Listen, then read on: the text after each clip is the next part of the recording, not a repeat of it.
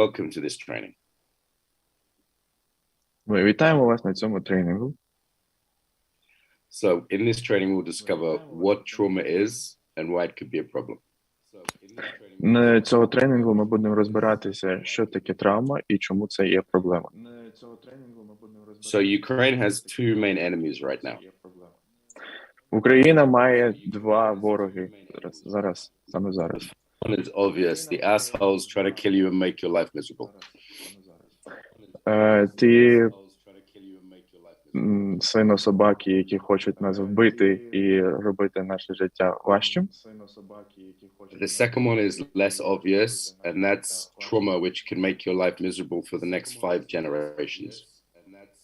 І наступна проблема – це та, що не така видима. Це травма, яка може завдати нам шкоди на наступні 5 поколінь. If we look at, say, the Vietnam War experience, more soldiers killed themselves because of trauma after Vietnam than were killed by the Vietnamese. Якщо ми подивимось на В'єтнамську війну, то більшість солдатів вбило себе через травму, аніж були вбитими в бою. And trauma doesn't look like what people think it looks like. І травма – це не те, як люди собі її вбачають. So in this workshop, we'll see the many faces of trauma. Тому сьогоднішнім заняттям ми будемо дивитися на багато різновидів травми. And I'll show you how to tell the trauma warship to go fuck itself. І ми будемо навчати, як поборотися з посттравматичним синдромом. Слава Україні! Слава Україні! Героям слава! Thank you. Okay, just some warnings. I'm probably going to swear and I'm going to make a lot of jokes. Сьогодні ми можемо трошечки використовувати некультурну лексику, але це специфіка роботи. That doesn't mean I don't take the subject seriously, but this is how I stay sane. Це не означає, що я не сприймаю наш урок серйозно, це просто допомагає мені боротися і підтримувати себе. So first of all, big welcome and well done. The hardest bit about learning about trauma is admitting you need to learn about trauma. Тобто найкраще, що ми можемо зробити, це зрозуміти, що ми знаходимося в травмі, в травматичному такому стані. Okay, before we talk about difficult things, here are some happy things. І перед тим, як ми перейдемо до важких ідей, ми зараз щось спробуємо з чогось простішого, приємнішого. I added some special Ukrainian ones. Навмисно зробив українську добірку. This is my wife's favorite t-shirt. Це найулюбленіша фотографія, і насправді це є малюнок на футболці Маркової дружини. So okay, some practicalities first. Тобто, спершу ми будемо практикуватись. Please give this your full attention. If you are like emailing or you're like doing 5 things at once, stop that. Тобто, якщо ви багато чим займаєтесь одночасно, зупиніться, перестаньте переписуватися, сконцентруйтеся на сьогоднішній сесії, будь ласка. And we'll go for about 90 minutes. There'll be some time for questions at the end. І в кінці ми будемо після 90 хвилин сесії, буде пару хвилин на відповіді на запитання. And I recommend that during the training, you move, you relax. If you want to smoke, go to the toilet. It's like, be relaxed. It's not school.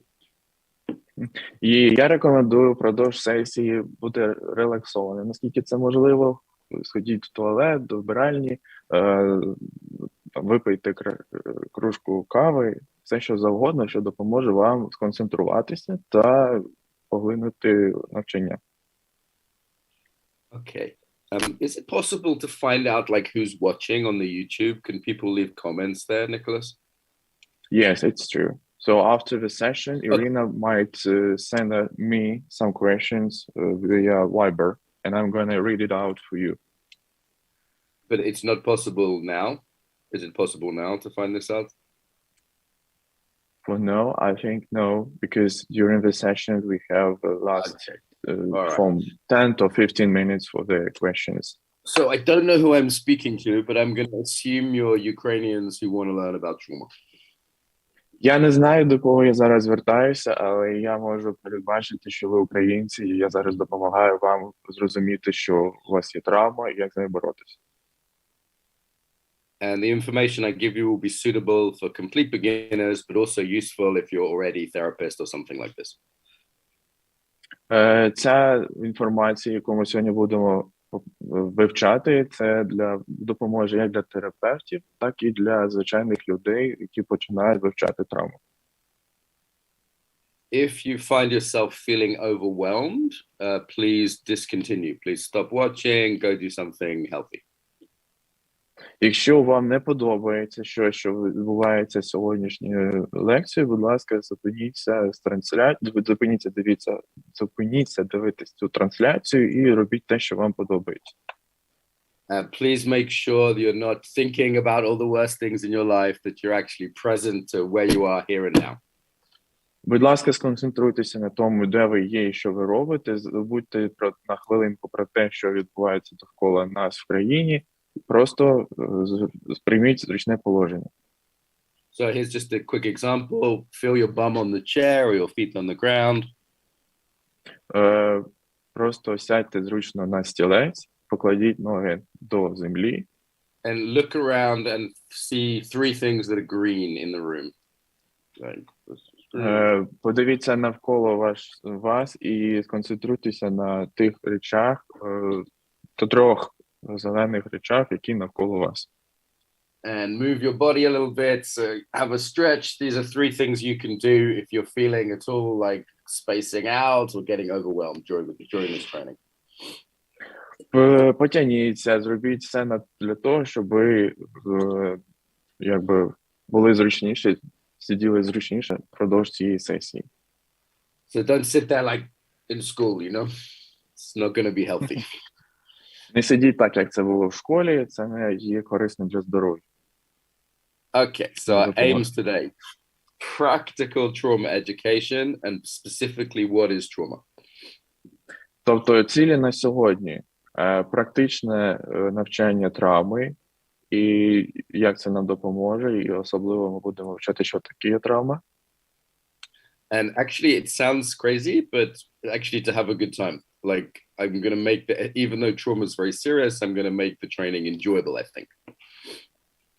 І сьогодні це буде найцікавіше, тому що ми будемо вивчати, що таке травма в цікавих моментах, і сподіваємося, що вам це допоможе і буде цікавим. People are often very surprised in my trainings because they say, "Oh, that was fun," even though we're learning about horrible things. Багато людей після тренінгу звертаються до Марка з таким непорозумінням, що це було цікаво і нам це сподобалось, незважаючи на це, що ми вивчали травму. And we're not doing group therapy, and I'm not training you to be therapists, of course. І ми сьогодні не будемо навчатися груповій терапії. Марк не буде навчати нас, як бути терапевтом. So first thing I say is, why does this matter to you? Like, I'd like everyone listening to be really clear. Like, why does it matter to me to learn about this topic? Дуже важливим є розуміння, чому це важливо для мене. Чому вивчення травми це важливо для мене і чому я маю до цьому приділяти свій вільний час. So why would you spend 60 minutes of your precious life learning about this?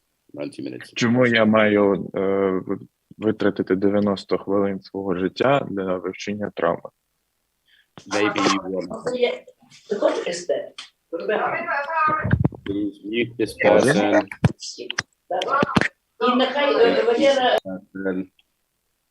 Okay.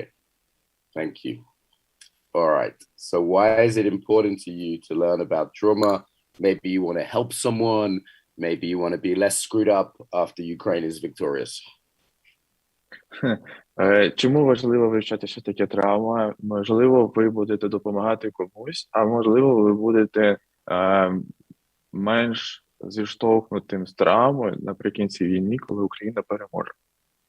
Maybe you want to be healthier. Maybe you don't want to pass on your trauma to your children.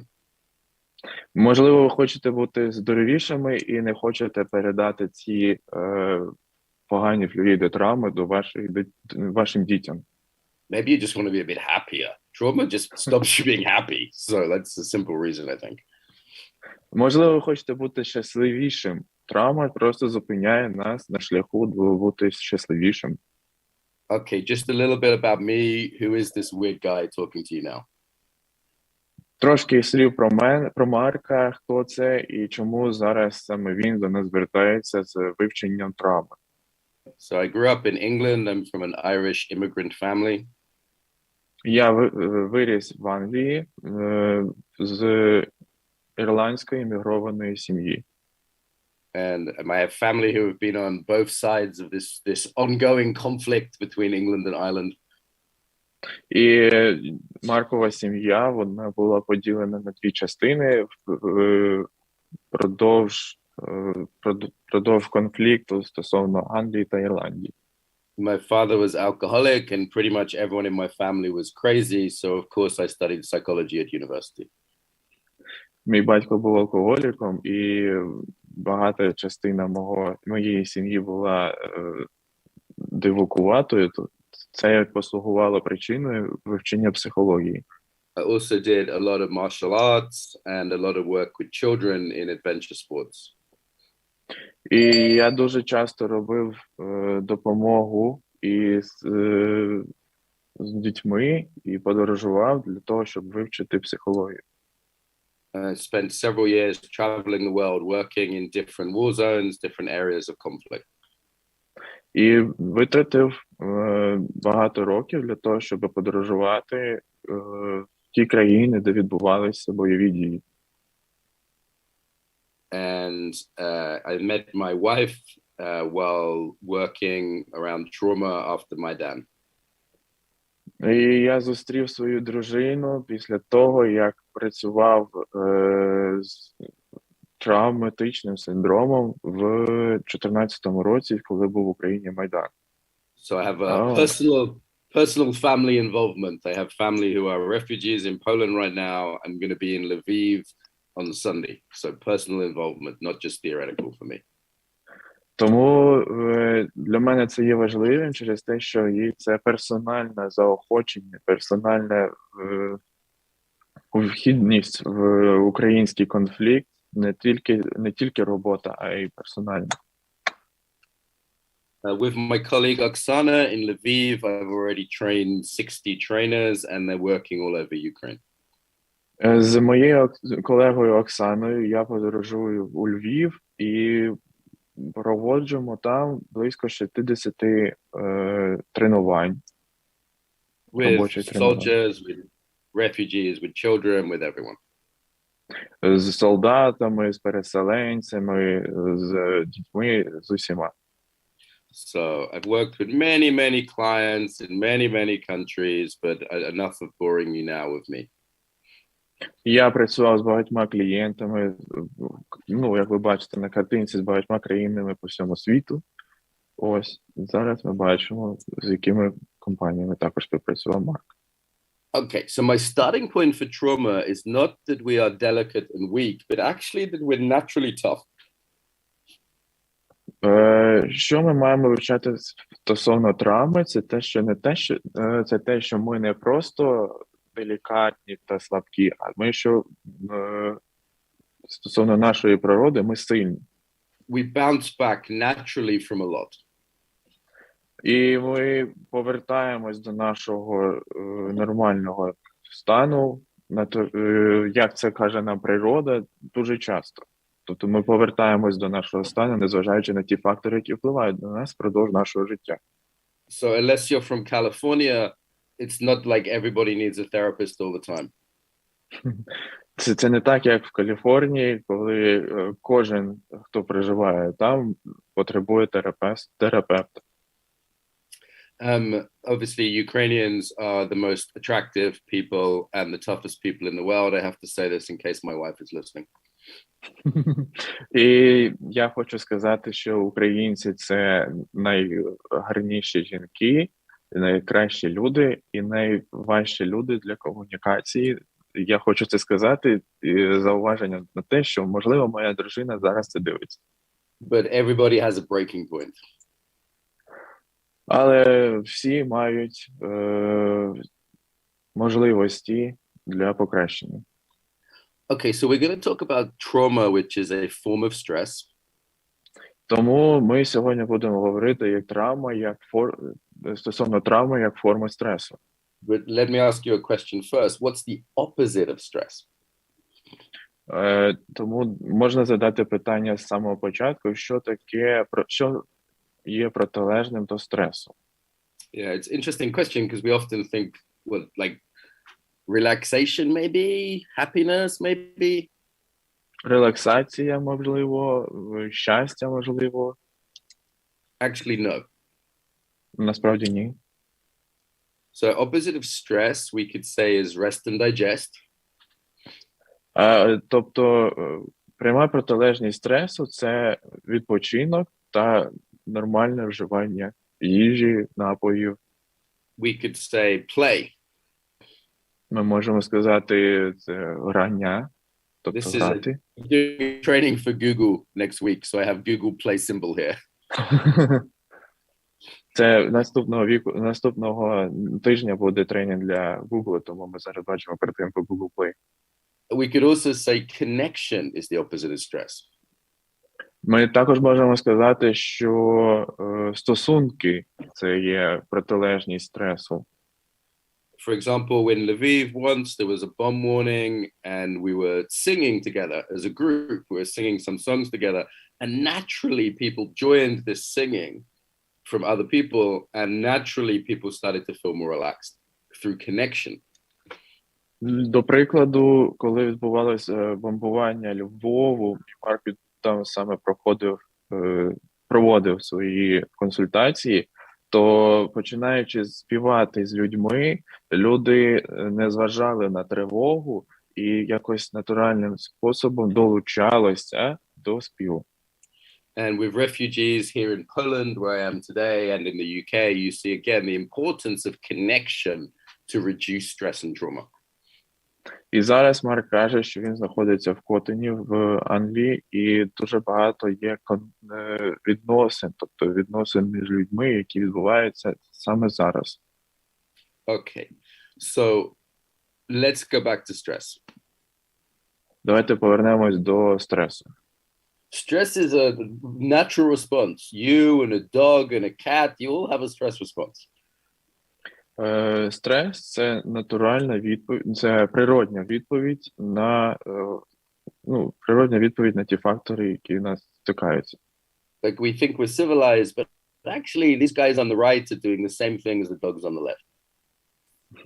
Ми думаємо, що ми цивілізовані, але люди справа, на картинці справа роблять насправді те саме, що і собаки ліворуч на картинці.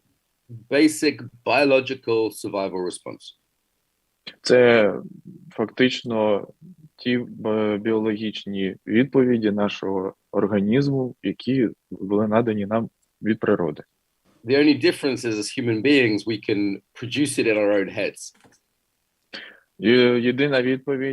Єдина різниця – це що для людей ми можемо розуміти стрес в нашому мозку і відповідати на нього так, як програмує наш мозок. Like most of the things I ever get stressed about, they only happen in here. Like if I look around, it's quite comfortable, it's quite warm.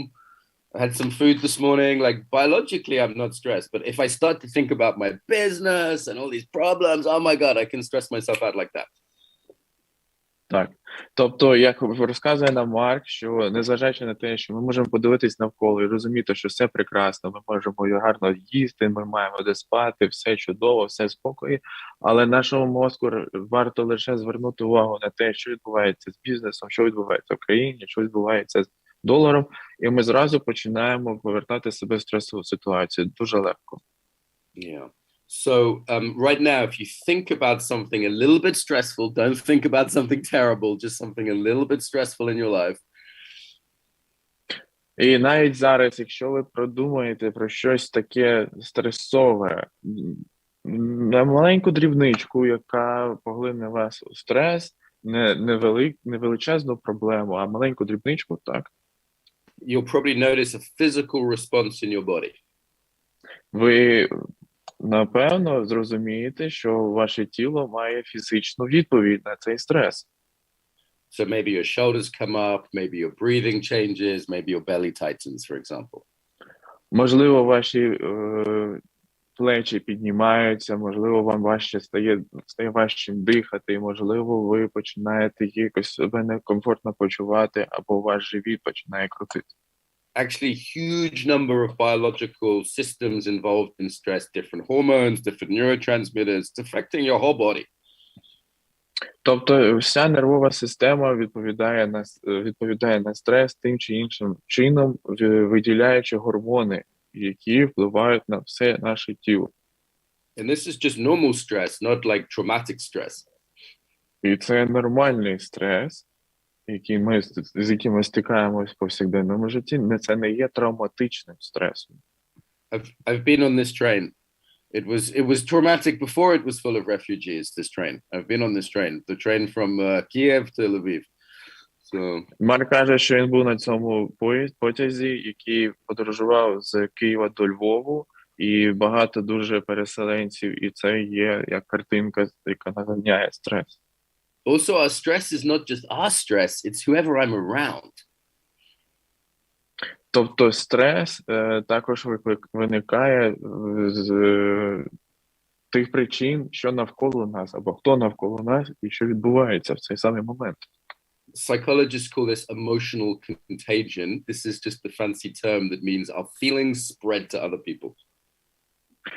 Психологи кажуть, що це емоційне напряга, і просто простими словами, це ті емоції, які викликають нас стосовно людей і стосовно того товариства, що навколо нас.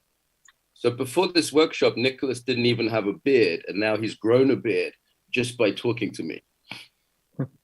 Тому зараз Марк каже, що до воркшопу я навіть не мав бороди, а зараз я маю бороду навіть стосовно стресової ситуації. No, I'm joking about the beard, but actually, for example, working with an interpreter, it's very clear your moods change each other, your moods influence each other. Yeah? Так, Марк каже, що це був жарт стосовно бороди, але працювати з перекладачем це набагато легше, коли ви працюєте, коли ви обмінюєтеся якимись власними баченнями, власними переживаннями. In England, another example, in England we say happy wife, happy life. В Англії, наприклад, кажуть щаслива жінка, щасливе життя. If my wife's unhappy, it's going to spread to me. Якщо моя дружина не щаслива, це передасться мені. So if we're around a lot of stressed people, for example, in a fucking war, that stress will spread to us even if it's not directly stressing us. Стосовно війни, люди починають стресувати стосовно військового стану і військових дій, навіть тоді, коли це не дуже стосується нас. Мається на увазі, коли нас не бомблять, ми знаходимося в тихій зоні, але ми все одно стресуємо стосовно того, який є потік інформації і що за люди навколо нас, з якими емоціями вони до нас приходять. Some stress is not bad. Тож деякі стресові ситуації не є поганими. But prolonged stress will have an impact on your digestion, your immune system, your sleep, your sex life, all these areas. Але затяжний такий стрес, він впливає на нашу нервову систему, на нашу імунну систему, на наше сексуальне життя, на те, як ми спимо, і на те, як ми переварюємо на нашу диджестивну систему. So when I'm working in war zones, it's very common, for example, to find people with some digestive complaints or some immune disorders. Very common. Тобто, коли Марк працював в зоні бойових дій, дуже частими були звертання стосовно проблеми з травленням і проблем з імунною системою. Sometimes I work with soldiers and they say, we don't need to look at trauma. Дуже часто, працюючи з солдатами, Марк каже, що вони не хочуть дивитися на травму. Вони не хочуть And I say, працювати з травмою. I say, okay, sure, so you don't want to have sex with your wife after the war. Okay, no problem. І Марк каже, окей, тобто, якщо ви не хочете з цим працювати, то це означає, що ви не хочете мати подружнє життя нормальне з вашою дружиною після війни. Він каже, окей, нема проблем. Then they pay attention.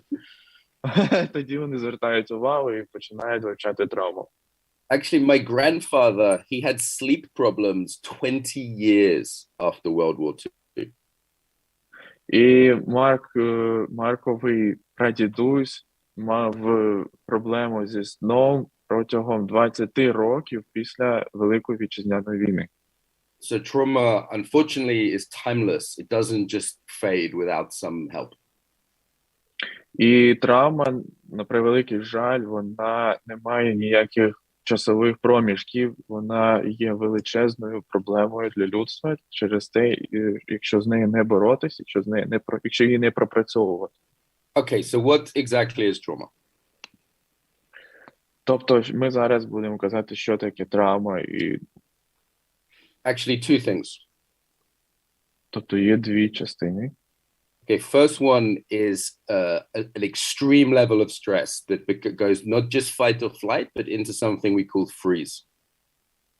Тобто дві частини. Перша – це екстремальний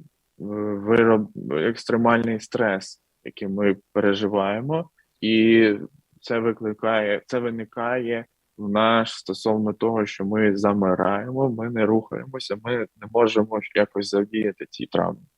The second one is getting stuck in this fight or flight. So it's not temporary, you're stuck there.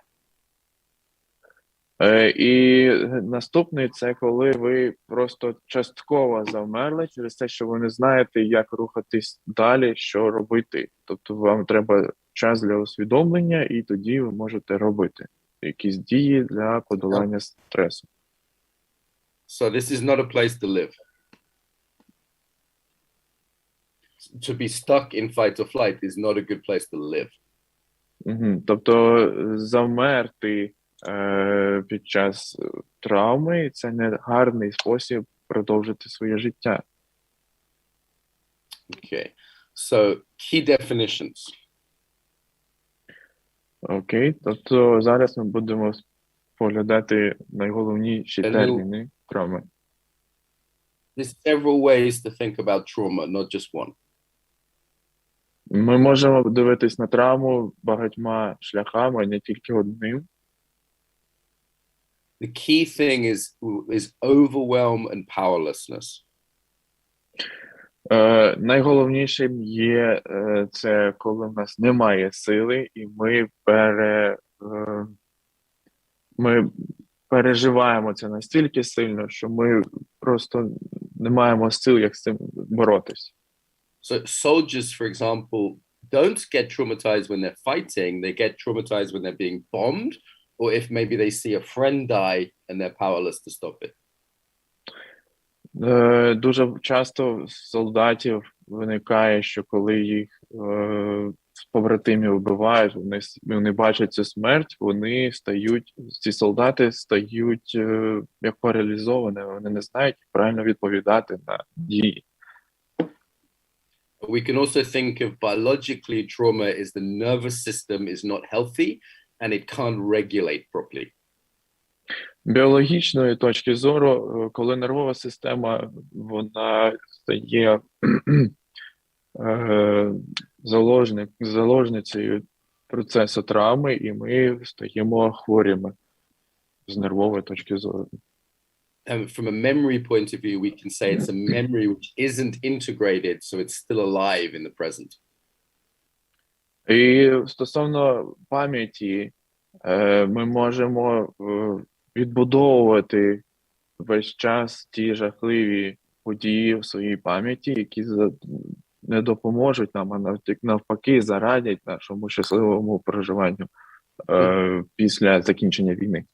This is why my grandfather, who lived to be 82, was still talking about the war when he died, because he was still there. Як каже Марк, його прадідусь, будучи 82-річним, він досі розказує про війну, тому що він, незважаючи на те, що війна давно пройшла, нашу перемогу, він досі це пам'ятає і досі цим живе. Це закарбувалось в його пам'яті на довгий час. We could also say trauma is a break in this connection I discussed earlier. І також ми можемо казати, що травма – це стосується відносин з людьми, це соціальна така, соціальний параграф нашого життя, коли ми, незважаючи на те, що відбувалось, ми маємо сильні конекції, або навіть ми втрачаємо конекції з людьми через травму, через те, що у нас нерозділення поняття.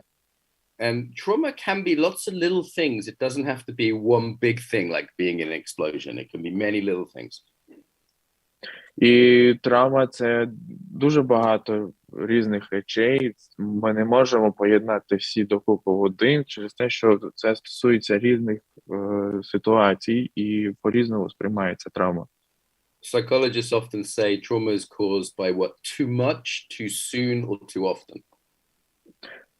Психологи кажуть, що травма, вона може розумітися як занадто багато, занадто часто і занадто швидко. So something for a child that's traumatic wouldn't be traumatic for you as an adult.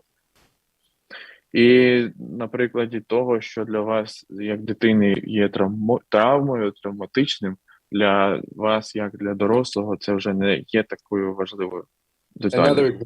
Another example. If somebody tried to punch you, would this be traumatic? На прикладі того, якщо вас хтось захоче вдарити, чи це буде травматично для вас? Okay, probably.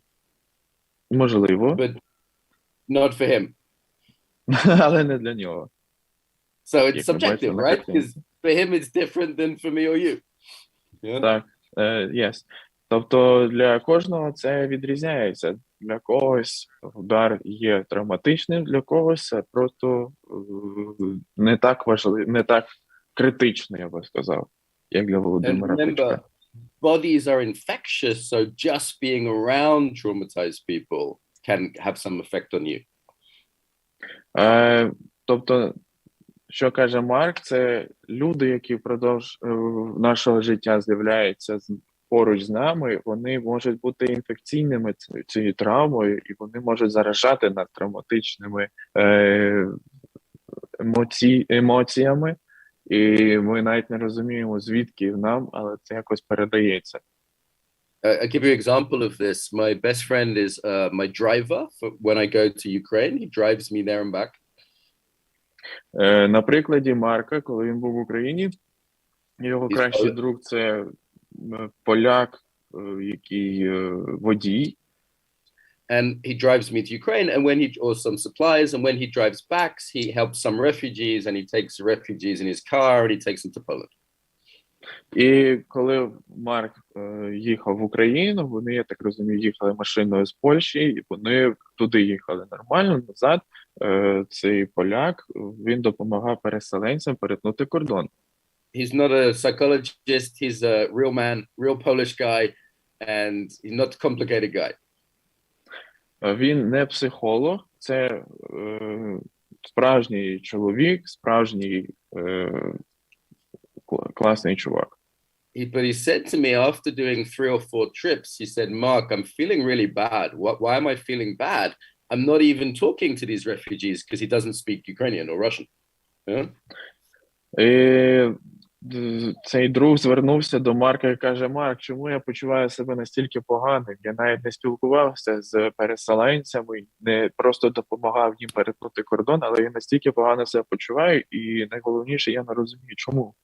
But he was sitting in a car with people for 10 hours, and this was having an impact on him. Але він сидів з переселенцями в машині впродовж 10 годин. І, як стверджує Марк, це послугувало величезним проявом на його парасимпатичній системі. Через це він почав відчувати себе некомфортно. Yeah, we sometimes say empathy is a bitch. І часто кажуть, що позбуться цього відчуття. Yeah. So if you're working to help people with trauma, you need to be careful of this. Тобто, якщо ви працюєте з людьми і хочете допомогти їм подоланні травми, ви маєте пам'ятати про це і намагатися позбутися цих поганих перечуттів, поганого настрою для того, щоб допомогти іншим. Key thing. When people have trauma, the world becomes dangerous. Головні теми, коли люди стають в травматичному синдромі, Now, this doesn't mean все навкруги стає таким травмованим. So the world can be actually dangerous, like there's missiles or whatever, but on top of this is another layer of the past making it seem even more dangerous. Тобто, коли ми в стресі, весь світ здається нам дуже небезпечним. Це з двох частин складається. Це розуміння, воно може стосуватися реальної загрози, або ми можемо надумано зробити собі загрозу і надумано знайти це перечуття травми. And this could be a full flashback where you actually think you're in the past, or more common, just thinking about something a lot, nightmares, or just thinking in the day. Тобто ми можемо розуміти, що коли вже все минуло, а ми досі маємо флешбеки того минулого, тих страшних подій, і це як проблема з пам'яттю через те, що ці травми, це все заподіяне впродовж війни, залишається в нашій пам'яті, в нашому розумінні. I remember after I had some trauma from working in the slums of Brazil, I couldn't read a book because I just kept thinking about other things. Марк каже, що коли він подорожував до Ісламу і Бразилії, то він не міг навіть прочитати книгу через те, що ці погані події, які відбувалися, це страшні події стосовно війни, військових дій, вони поверталися до нього в пам'ять. І це як флешбеки, які зупиняють тебе від твого життя. Well, it wasn't a full flashback. A full flashback is when you really think you're somewhere else. This was more just like a constant distraction. Yeah. Але це не справжні флешбеки, це просто пригадка. Справжні флешбеки – це коли ви асоціюєте себе, перебуваючи в місці подій цієї війни. Це вже стосується проблеми з психікою. Even more common with trauma is a set of things we call hyperarousal. Також ми можемо сказати, що гіперзбудженість це також є системою. Yeah, difficult to translate that. I'll give you an example. When I was in a car accident, for a few days after the car accident, I couldn't sleep and I felt like I'd had like 5 espressos. На прикладі Марка, який він зараз пояснював, що коли він потрапив в аварію, він не міг заснути, і він навіть випивав 5 еспресо одночасно. Was it helpful? Actually, this is... No. It was a symptom. I felt like I'd had 5 espressos. I didn't drink 5 espressos. That would be a terrible idea. Bad idea. Перепрошую, він відчував себе настільки гіперзбудженим, наче він випив 5 еспресо. Він не пив насправді. Це просто така збудженість після пережитого стресу. If you have this symptom, you should reduce your caffeine intake, not increase it. Тобто, якщо у вас гіперзбудженість, ви маєте пити менше кави і більше спати і відновлювати ваше життя. Actually, in this case, after 3 days, I just crashed. I went to sleep for 12 hours. I was fine. A lot of trauma is temporary. І на прикладі, який розказував нам Марк, коли він не спав 3 дні, пройшло 3 дні, і він насправді заснув і прокинувся нормальним. Тобто це не ці травматичні синдроми, вони є тимчасовими, колись так чи інакше це зупиниться, і ви почнете повільно повертатися. And naturally bounced back from this acute trauma. It didn't become chronic trauma. І це означає, що ми повернулись, ми відбалансували своє здоров'я назад до нормального стану.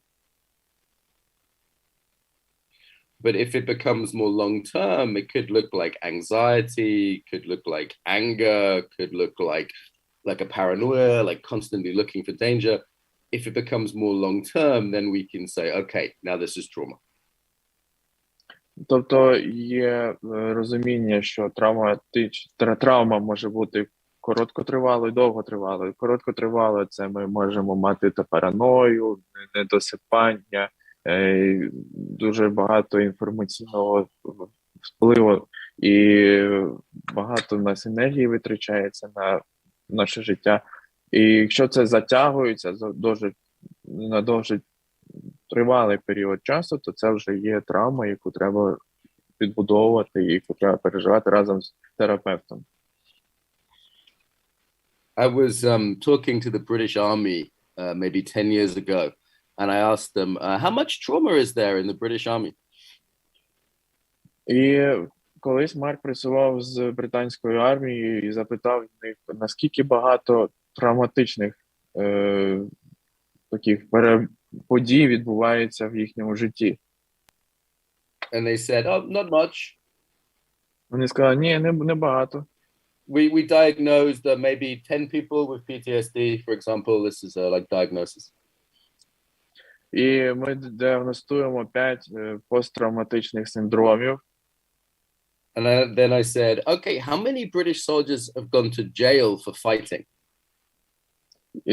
І тоді Марк запитав, добре, а скільки людей перейшло відбуло своє покарання в в'язниці через бійку? 30,000. 30 тисяч. And then I said, how many British soldiers have divorces? І тоді Марк запитав, скільки було розлучень? 10 times the national average. 10 times. 10 разів більше, ніж національний рівень. Because of anger, because of violence, because of inability to connect. Через те, що злість, спротив, неможливість відновити стосунки. Yeah. So these symptoms have very serious consequences. Тому ці симптоми є досить важливими наслідками травми. Very difficult to be in a relationship with an angry person. Дуже важко бути у відносинах з людиною, яка є злою. Yeah. Do you want that woman there as your mother? І ви не захочете, щоб ця жінка була вашою матір'ю ваших дітей. Or your wife? Або вашою жінкою. Yeah, probably not. Okay, so we can start to think really about trauma as the nervous system. І зараз ми будемо вивчати травму як нервову систему і вплив на нервову систему. So we know that being in rest and digest, this is positive, this green light. Тобто, як ми можемо побороти травму? Це відновити себе, поспати, нормально харчуватися, конектувати з людьми, тобто мати відношення з навколишніми, хороші, нормальне ставлення. One of my team made this, so thank you to my team. This is a Ukrainian version. Відпочинок, ситість, взаємодія, активність, готовість до дій. Now, yellow is not resting, you're alert. It's like you're awake, you're paying attention, you're not like chilling out. Yeah. Тобто ви готові до дій, ви не відпочиваєте, ви завжди готові до того, що би трапилось навколо вас, ви готові відповісти. If you want to fire a javelin missile, this is the best state to be in. Якщо ви хочете боротися з зброєю в руках, то це найкращий стан для того, щоб бути готовим до цього. Most effective state for killing Russians. І це найкращий стан для того, щоб бувати свинособак. Actually, the orange fight state is not good state for fighting in as a soldier in a modern battlefield. Помаранчевий, боротьба або втеча, це не є найкращим для боротьби з свинособаками, але це центром відповіді це наша натуральна відповідь на стресову ситуацію. Тобто ми можемо або боротись, або тікати. You're stupid in this orange state. Your brain isn't working properly. В помаранчевій зоні ви тупі, ви не відповідаєте на те, що відбувається навколо, ви просто вами керують емоції. Also, it's exhausting because your body is tense. І це дуже виснажливо через те, що ваше тіло впродовж цього стану в напруженні. You don't see an athlete in this state. An athlete will never be in a fight or flight state. Athletes are relaxed. They have to be relaxed to compete. Атлети, ви ніколи не побачите атлета в синдромі біжи або тікай через те, що лети або бий або тікай, через те, що вони завжди вміють коригуватись своїм станом. They're in yellow state, not orange. Вони в жовтому стані, вони готові до дій, не в помаранчевому. Okay, so trauma is when we're stuck in orange. Temporary is okay, but when we're stuck in it or when we go to red, this real freeze response. Тобто травма – це коли ми переходимо з жовтого, з помаранчевого до червоного. Тобто з помаранчевого ми ще можемо боротись і якось відповідати на це. В червоній зоні замри. Це, скоріше за все, треба буде допомога чия, щоб побороти це стан в собі. If people are interested, they can look up the neuroscience of this. There is a quite complicated neuroscience of this, but it's not necessary to know. І якщо ви зацікавлені, ви можете вивчати це на прикладі неврологічної системи, і на картинках ви зараз це навіть бачите. Тобто, якщо вам це цікаво, ви завжди можете це вивчати, але ми зараз продовжимо спілкування в іншому форматі. It's even possible to teach this to children. Ну і як можна навчити цьому дітей? На прикладі мультяшних героїв, як я розумію.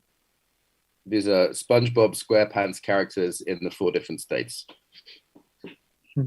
Це Спанч Боб квадратні штани в 4 станах. Okay. One more set of symptoms we need to talk about.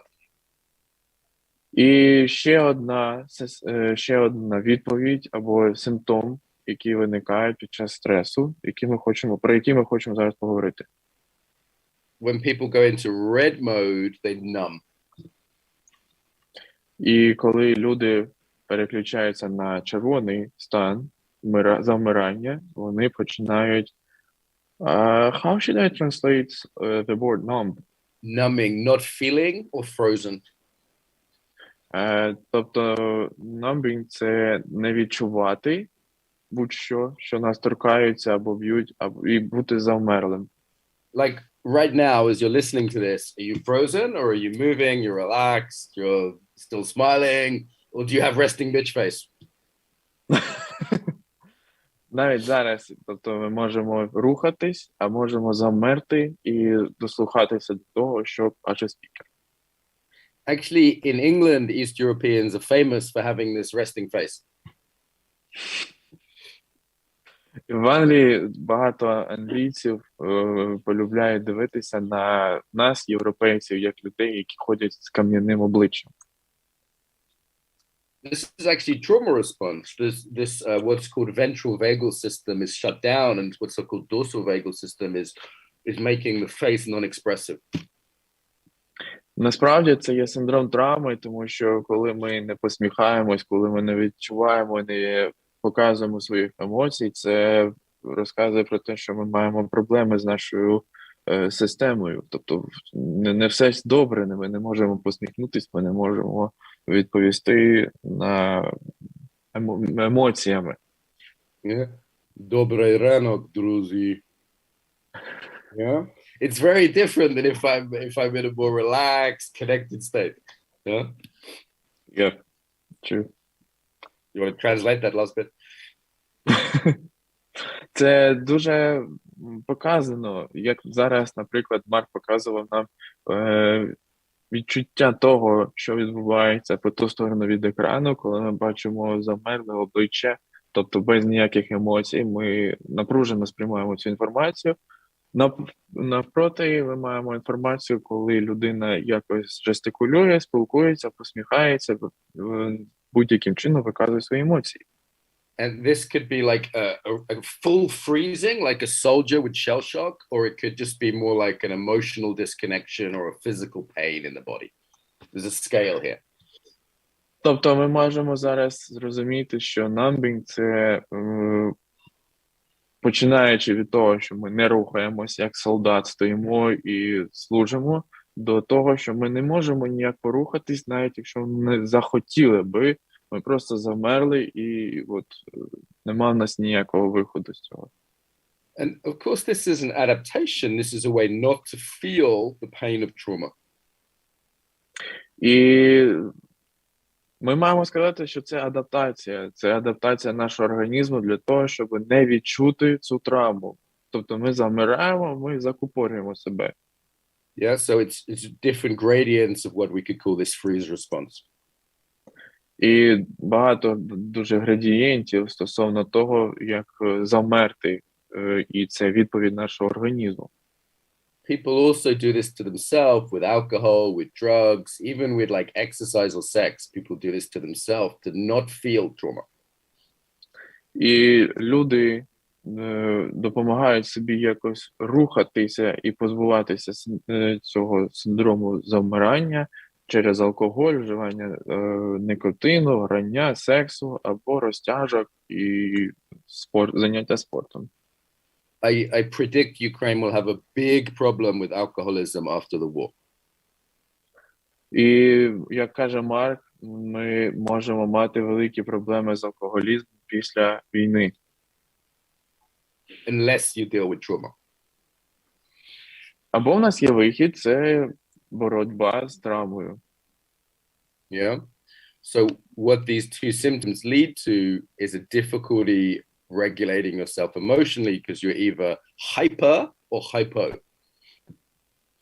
Так, і емоціональна бездіяльність, безрегуляція – це коли ми або дуже перезбуджені, або занадто спокійні і занадто повільні. So this is why trauma can look like different things, because it's some part of trauma is you can't calm down, and the other part of trauma is you can't wake up. Так, тобто, бачите, золота середина – це коли ми живемо нормальним життям, а є два різновиди травми, коли ми перезбуджені або коли ми занадто сповільнені. Коли ми перезбуджені, ми витрачаємо багато енергії, коли ми сповільнені, нам навіть важко прокинутись, встати з ліжка, зробити якісь буденні справи. Half the time is like you had 5 espressos, and the other half the time is like you had 5 whiskeys. Гіпер – це коли ми маємо 5 еспресо, а хіпо – це коли ми маємо 5 шотів віскі. And often people with trauma are swinging between these two. І дуже часто люди, які мають травму, вони перебувають в тому або іншому часі, в тому або іншому стані занадто часто. Тобто вони перепригують з одного стану в інший. Okay, let's take a 1-minute break. Добре, зараз ми маємо хвилину відпочинку. Stand up. Ми встаємо.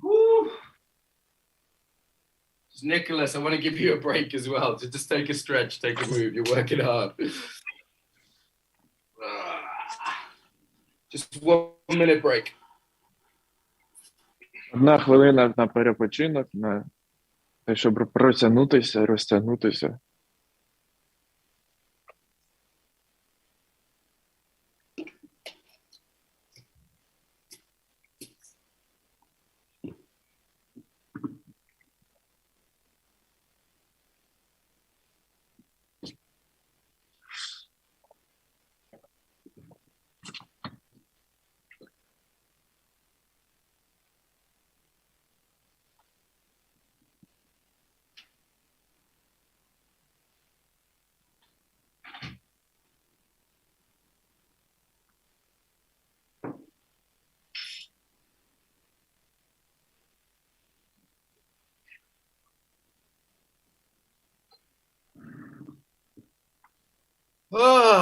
Everyone still breathing? Just check in for the last half hour if you're not overwhelmed, if you're okay. If it's feeling too much, take a break, watch the recording later, no problem. Зараз ми будемо продовжувати решту нашого семінару. Якщо ви не хочете продовжувати або у вас є якісь інші плани, тобто ви можете подивитись надалі запис. Okay, and if you want to put in the comments, what have you learned so far? І також ви можете поставити коменти стосовно того, що ви на зараз вивчили для себе нового. So, I will continue. Тож продовжимо. Trauma is more than just these symptoms. It's also like how we think, how we see the world. It affects our relationships, everything. Травма – це також не тільки симптоми, це як ми думаємо, як ми відчуваємо, як ми корелюємо з іншими людьми. Це все стосується травми. So we start to think very negatively. We start to see everything as dangerous, and it can really destroy relationships. Ми починаємо думати, що все дуже негативно, що все дуже погано, навкруги одна зрада, і це навіть допомагає нам зруйнувати наші відносини. For example, one of my friends in Krakow is a refugee from the east of Ukraine. На прикладі Маркового друга з Кракова, він зараз проживає в Кракові, хоча він переселенець з України. And people keep attacking her for speaking Russian because she's a Russian-speaking Ukrainian. І люди продовжують нападати на неї стосовно мовного питання через те, що вона говорить російською. And she's learning more Ukrainian, but her first language is Russian, like many people from the East. Вона вивчає українську, хоча її рідна мова російська. І так це є неприпустимо, на мою думку. And she says people are starting to think about her in a paranoid way. І люди починають думати про неї як параноїки. Yeah, and really attacking her just for speaking her language. І атакують її тільки через те, що вона спілкується з іншими тією мовою, якою вона спілкувалася все життя. So the problem is your brain on trauma is not very clever. Проблема в тому, що наш мозок під час травми, він не дуже розумний. It sees threat everywhere and sees everything in very simplistic terms.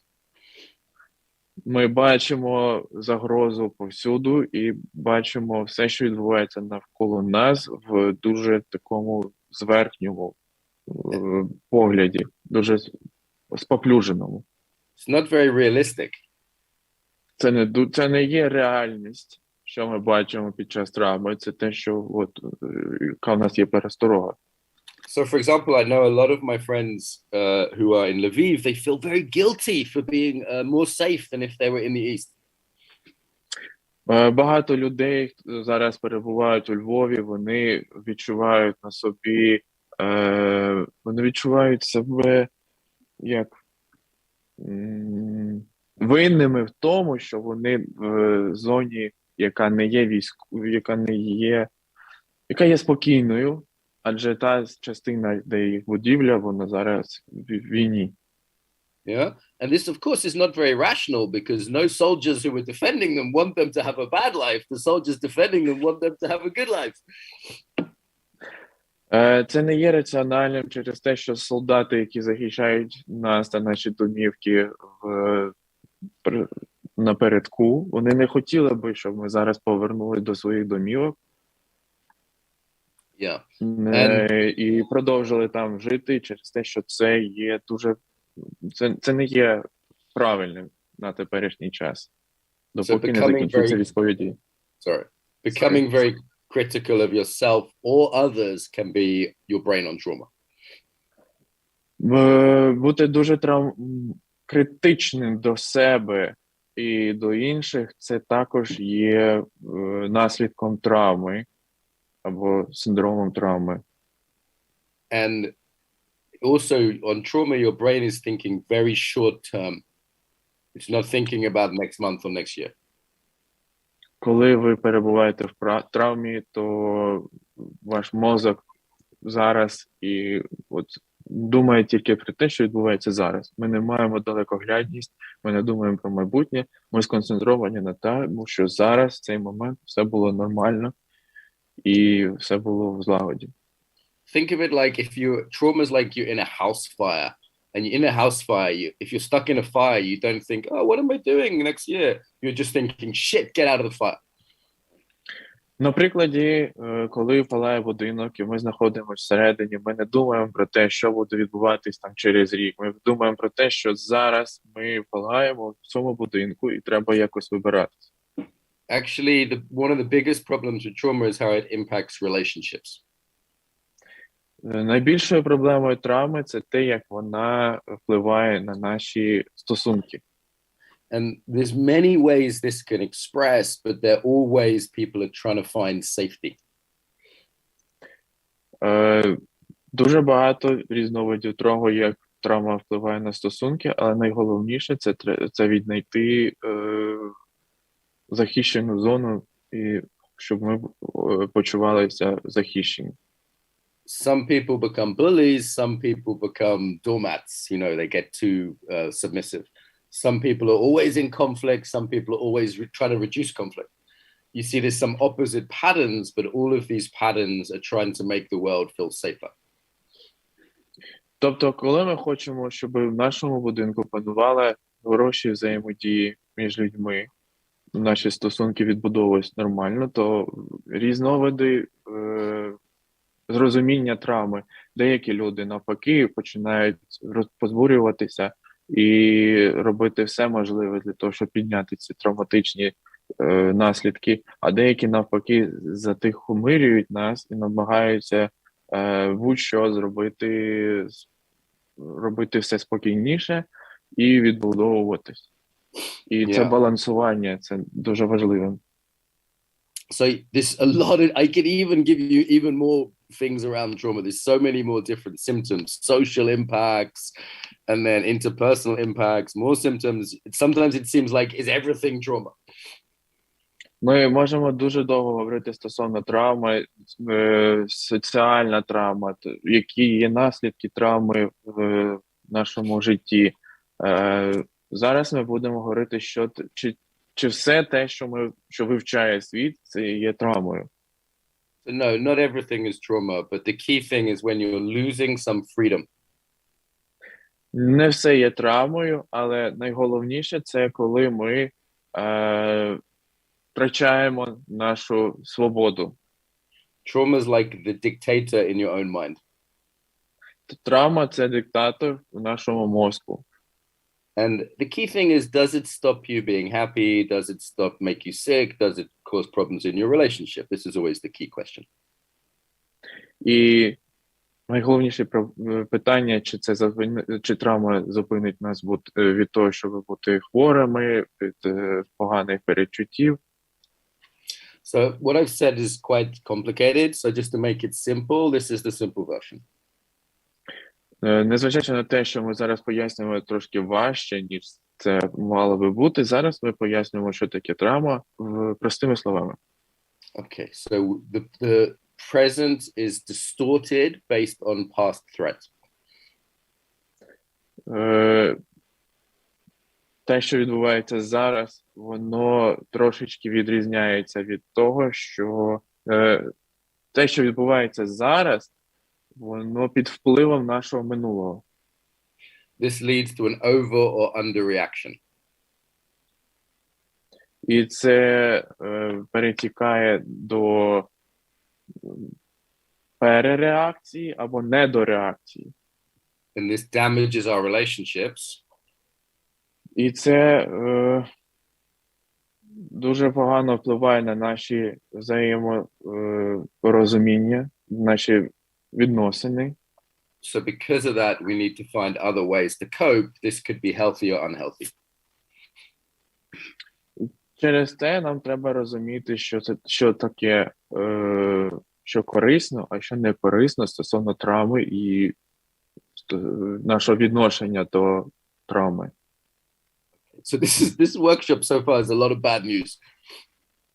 Тому наше сьогоднішнє заняття дуже багато поганих новин. So now for some good news. І зараз трошечки про хороші новини. You can avoid a lot of trauma and you can heal what you can't avoid. Ми можемо відмовитися від травми, відректися від неї, і можемо поновити своє здоров'я на фоні травми. Okay, these are the secrets. Тому зараз ми будемо вивчати секрети того, як поновити себе. Four things that keep you well regulated. 4 стадії або 4 теми для того, щоб самовідновитися. Self-regulation, co-regulation, nature regulation, and we could say spiritual regulation. Саморегуляція, регуляція з партнерами, регуляція зі світом, тобто з рослинами, з тваринами, будь-що, і духовна регуляція. These prevent trauma and heal trauma. Це для того, щоб позбутися, відректися від травми і відлікуватися від травми, поліпшити своє здоров'я після пережитої травми. Self-regulation is a skill. You can get better at it. How do I know this? Because you're not a toddler who screams every time they don't get some chocolate. Self-care. Ми можемо саморегулюватися, і як ми розуміємо, це ми не є трьохрічним дитиною, яка кричить через те, що вона хоче шоколадку. Тобто ми можемо самі себе саморегулюватися. Like even right now, for example, very simply relax your mouth, relax your belly. Take a breath. Навіть зараз ми можемо сісти, розслабити наш рот, розслабити наш живіт і глибоко вдихнути, і це є вже саморегуляція для того, щоб позбутися стресу. It's difficult to teach in this format, but with our trainers in Sane Ukraine, we can teach you many tools for this.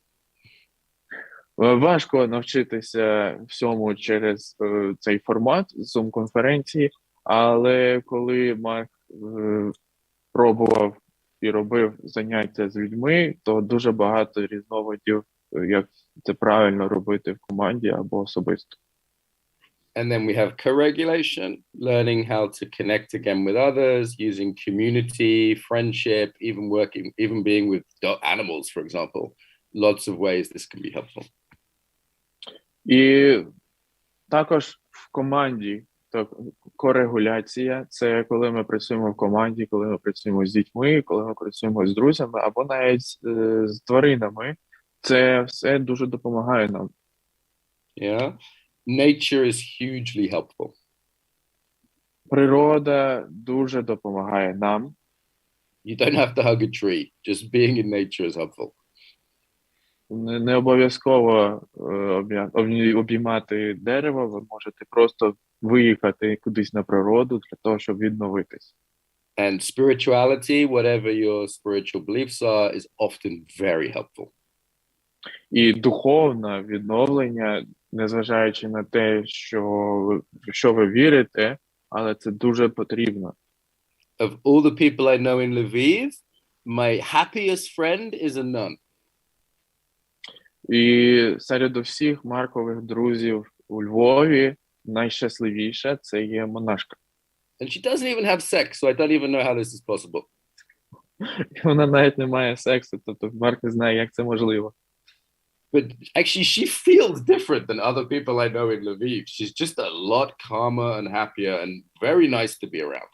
Yeah?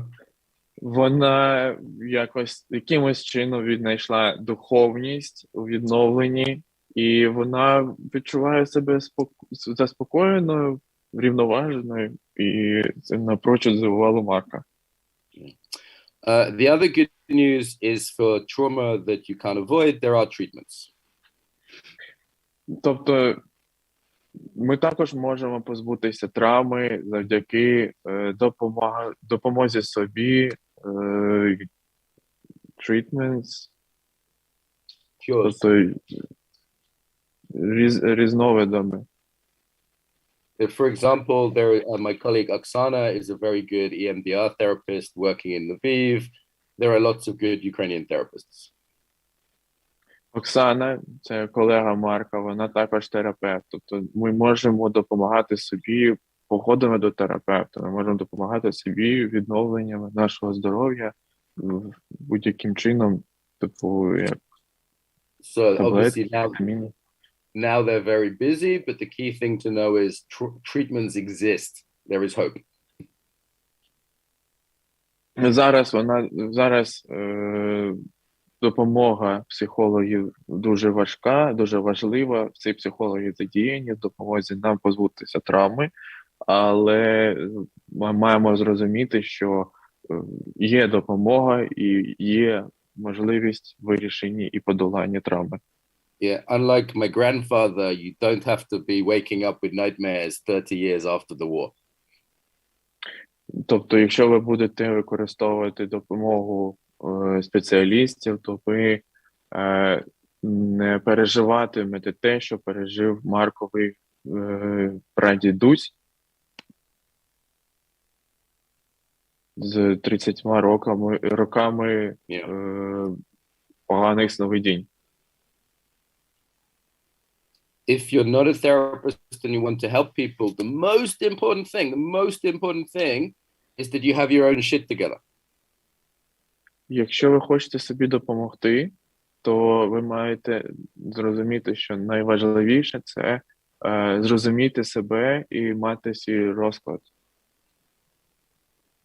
If you can manage to stay in this green mode, this will be the best influence on other people.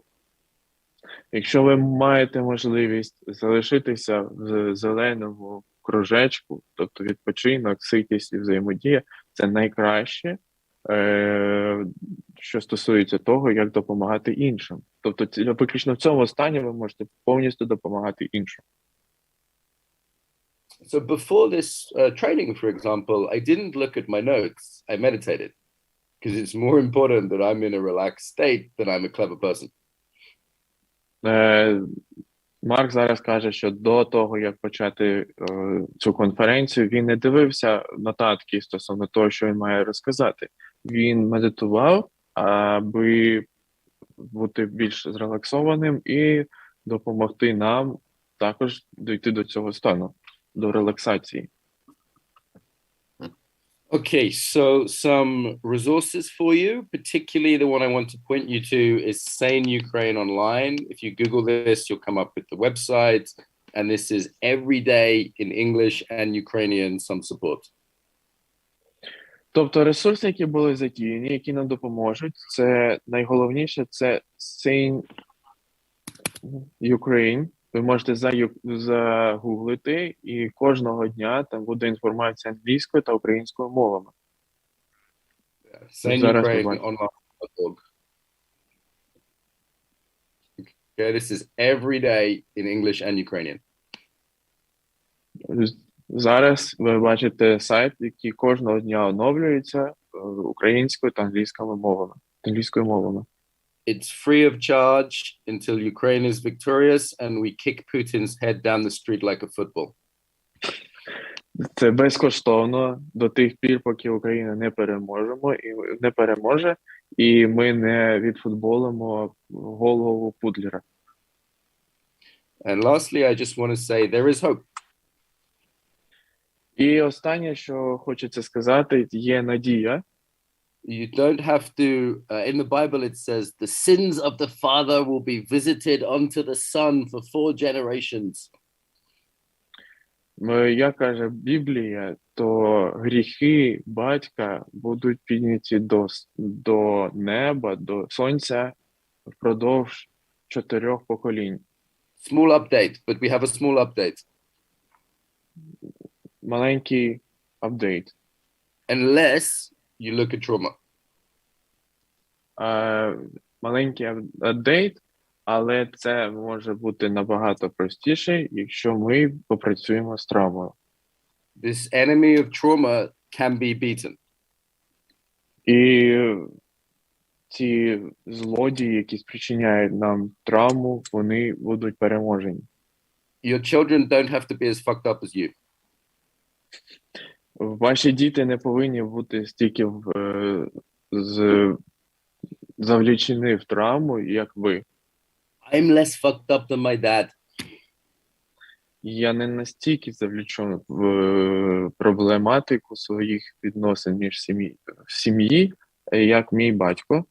And I think my children will be less fucked up than me because they have this knowledge. І я сподіваюся, що мої діти будуть кращими за мене через те, що я маю ці навички, якими я поділюсь з ними. So there is hope. Це і є надія. So fuck you, trauma worship. Тож давайте боротися з травмами. That's a very polite translation, Nicholas. Very polite. Okay, so we have 10 minutes for questions. Okay, so we have a question, for example. The first question is, how is it possible to joke around the trauma, especially during the wartime? Okay, it's not just possible, it's necessary. Це не тільки можливо. Давайте зачитаємо. Sorry, I need to read it out in Ukrainian. Yes. Перше запитання. Як навчитися жартувати на травму, особливо під час війни? Як каже Марк, важливо не тільки навчитися, це треба і практикувати. Having a sense of humor is a kind of defiance. Тобто, якщо у вас є відчуття гумору, то це як спротив травмі. If you let the Russian soldiers take your happiness, then they win. Якщо руські свинособаки заберуть ваше почуття гумору, то вони переможуть. And of course, it is difficult sometimes. I have some very tough and sad conversations with my colleagues. І це дуже важко, особливо коли ми це не пропрацьовуємо.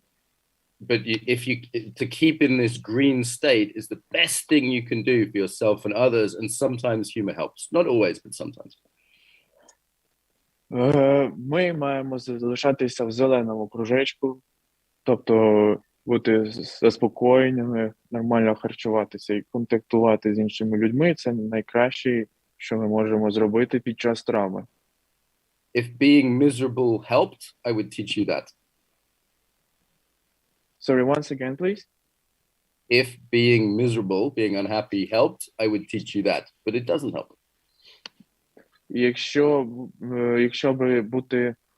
Якщо стан, коли ми не задоволені, допоможе, Марк навчав би нас, але це не допоможе нам. Нам треба бути веселими, жартувати, і це нас гуртує.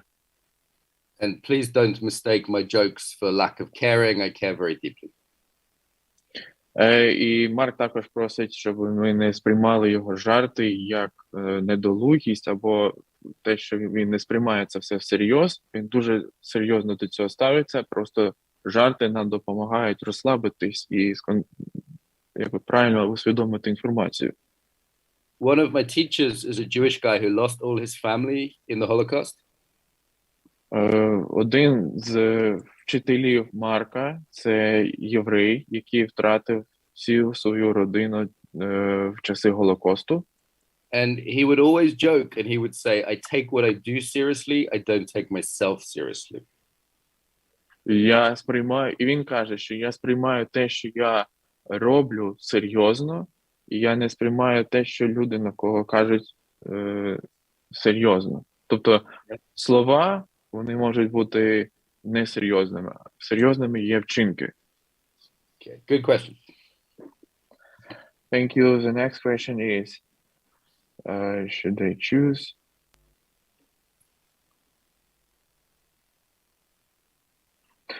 Чи правильно розуміти так, що навіть поза війною ми отримуємо травми і повинні вміти якось бути, працювати з нею?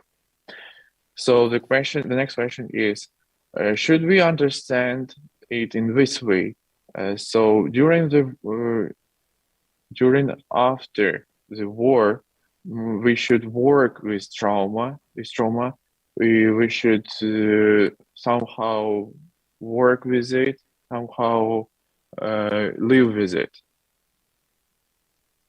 So during and after, first Yes. thing is to become aware of what it is, and then the second thing is to work with it. So first thing is the spreading the knowledge and the education about trauma. Тобто найкраще це поділити під час війни і після війни. Ми під час війни маємо розповсюджувати інформацію стосовно що таке травма і як з нею боротися, як її попередити. А вже потім ми маємо якось цим робити щось для того, щоб подолати її всередині нас. So yes, I highly recommend this if you want to be happy, healthy, and more effective in fighting. Так, ви маєте працювати з травмою, якщо ви хочете бути ефективними і подолати це. My colleague Vera is here. Vera, you have a question? Can we unmute Vera? Vera has her hand up. Okay, you can't have a question now. You have your hand up, Vera, so I wondered if you have a question. Okay. Маркова колега Вера залишила маленьке запитання. Я так розумію, що... Is there any questions from Vera? I don't think so. Maybe one more from the other chat. Okay.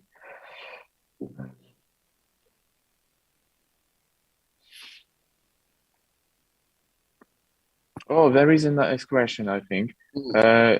Should I read in Russian? Часто наши люди в центрах для переселенцев стремятся к уединению и не спешат вникнуть в обычную жизнь, избегая отношений и общения с другими. Это есть свидетельством стресса? Very often in a place for refugees, people are going to be alone and not to cooperate with others. Is this a symptom of stress and trauma? So sometimes people isolate because of trauma, but actually, while this can be okay, sometimes people need to connect to manage the trauma.